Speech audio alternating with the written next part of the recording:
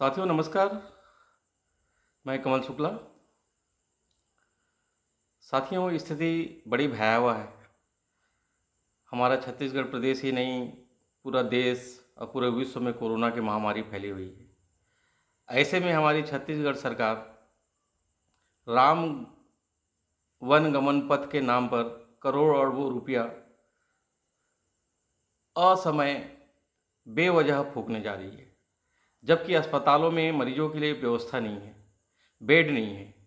दो दो दिन बाद जो है पॉजिटिव मरीज को अस्पताल ले जाया जा रहा है।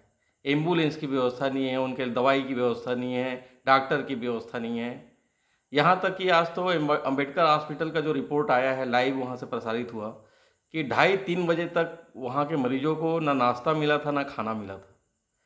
ऐसी स्थिति में छत्तीसगढ़ सरकार राम वन गमन पथ के नाम पर जो करोड़ों खर्चा करेगी, तो वो जनता को खुश नहीं कर रही है, वो जनता को दुखी कर रही है। ऐसी अपेक्षा इस सरकार से हमें नहीं थी।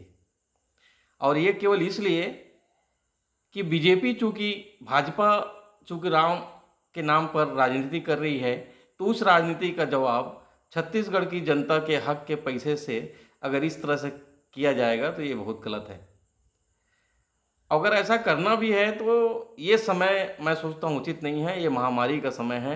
ऐसे समय में सरकार को पूरी तरह से ध्यान अस्पताल की व्यवस्था पर, लोगों की व्यवस्था पर ध्यान देना चाहिए।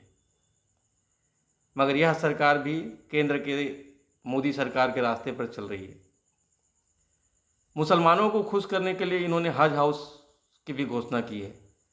ये दोनों ही खर्चे बेवजह के खर्चे हैं और केवल जनता को मूर्ख बनाने का एक प्रयास है। केंद्र की मोदी सरकार राष्ट्रवाद और राम को जनता को बेवकूफ़ बनाने का और जनता पे शासन करने का हथियार बनाकर चल रही है। वैसे ही हमारी भूपेश बघेल जी भी अब सिद्ध हो गया है कि भौंरा चलाकर, गेड़ी में चढ़कर और छत्तीसगढ़वाद को फैलाकर ये जनता को मूर्ख बनाने में लगे हुए हैं। ये कतई उचित नहीं है। आप काम करिए। अभी सबसे ज़्यादा जरूरी पैसे की अस्पतालों की व्यवस्था में लगाने की है। जब इस तरह का खुलासा हमारे पत्रकार साथी करते हैं तो उनके ऊपर आप धारा 188 लगाने की धमकी देते हैं। ये बहुत ही गलत बात है।